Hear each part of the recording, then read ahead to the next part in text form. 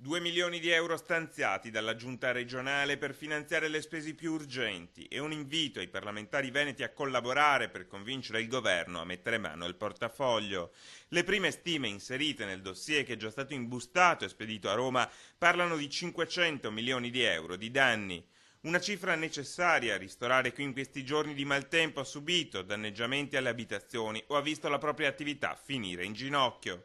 Il presidente della regione oggi ha richiamato i parlamentari eletti nelle province venete, invitandoli a togliersi le divise di partito e a giocare tutti con un solo obiettivo. Ho scritto a tutti i parlamentari proprio questa mattina, inviando lo stesso dossier in maniera tale che la squadra dei veneti si faccia sentire in Parlamento e faccia in modo che al pari del 2010 ci siano dei risultati, quindi arrivino i soldi.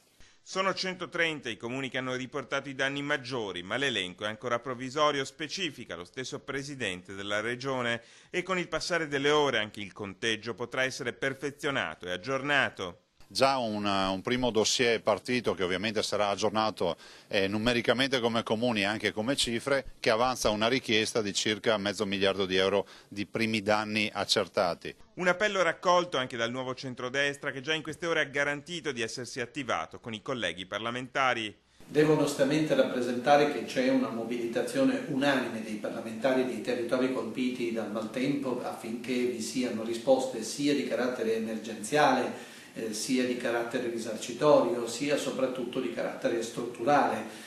L'obiettivo è quello di fare in fretta. Quella di febbraio, peraltro fuori stagione, rischia di non essere l'unica emergenza di questo tipo. Ricordo anche che abbiamo oltre 3 metri di neve in montagna, che prima o poi si scioglierà e scenderà lungo i fiumi, andrà a rimpolpare le falde che sono già molto piene, per cui è un'alluvione che avrà sicuramente una coda terribile anche come danni riflessi.